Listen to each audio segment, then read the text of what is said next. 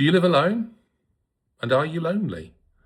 Now, I know that those two things don't necessarily coincide. You can live with other people and maybe be very active with a work life, what looks like a good social life to other people. Maybe you're part of a large, thriving church, and yet somehow, even amongst the crowds, you feel completely alone. You feel misunderstood. You feel perhaps embarrassed or even ashamed. Did you know that almost all of us struggle with shame at one point in our lives? And actually probably more than we like to admit. One of the sad things about shame is we don't admit it. And of course, if we had somebody close to us, then we could be honest with them if we really felt we could trust them. My generation didn't really live alone.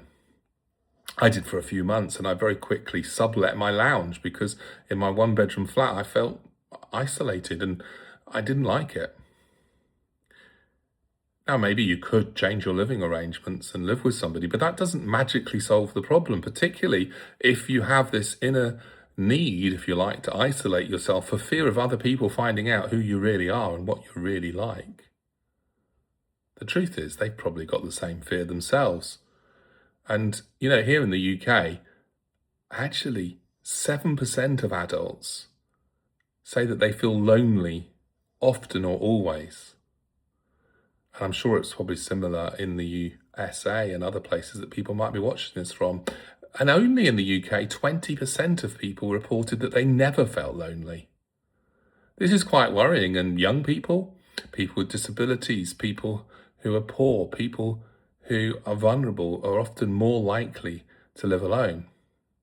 And there is good evidence that living alone and being isolated and feeling isolated can worsen your physical health and your mental health, and I would suggest also your spiritual health. You see, the Bible is quite clear. There's a whole list of one another's in the New Testament that are how we are meant to relate to one another. We're supposed to love one another, care for one another, sometimes confront one another, teach one another, be kind to one another, encourage one another. You can't do those things on your own. And as I say, living alone isn't the issue, although it might help. The issue is who is in your life that you can trust and you can be open with and you can share your struggles with. I want to encourage you today. What are you going to do today? Are you going to move? I mean, that might take a bit longer and it may not be the best solution or even the only solution or even the right solution for you. More to the point, who are you going to call? Who are you going to ask, can we meet up for coffee? Who are you going to open up to? Maybe just a little at first. Nothing too big. See if they respond the way you think they're going to be responding. Are they somebody full of grace? Are they somebody full of compassion? Are they somebody that will perhaps also open up back to you? Now, friendship has its dangers. Relationships have their dangers. And so I'm not asking you to be foolish about this. I'm asking you to take it step by step. And I'm asking you to be alert to the right sort of person. And sometimes, yes, to walk away if the relationship isn't working. But what I'm saying to you, and I believe this is something that some of you need to hear more than others right now. What I'm saying to you is this. Jesus says, love one another. Who are you going to love? Who are you going to show love to? Some of those people might be people who are more mature as a Christian than you, further along the journey than you. They can help you. They can pastor you. Some of them might even have skills or knowledge that you need. Someone who's at the same sort of level as the Christian journey as you, a peer, if you like. You could pray with them. You could support each other. You could share your struggles together and realize that you're not alone.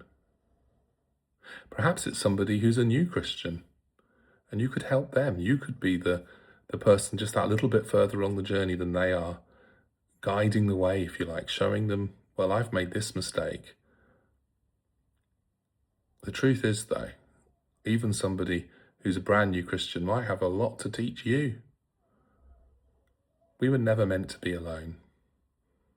Some of the first things that God said in Genesis, after creating man in his own image. He said it's not good for a man to be alone. And it's not good for a woman to be alone either.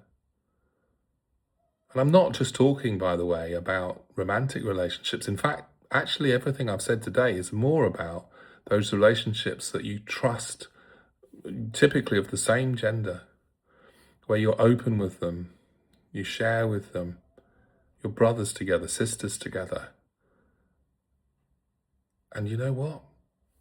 Two of you will be stronger than you on your own. So who's it going to be? Who are you going to call today? You can read this article, and the link will be in the description.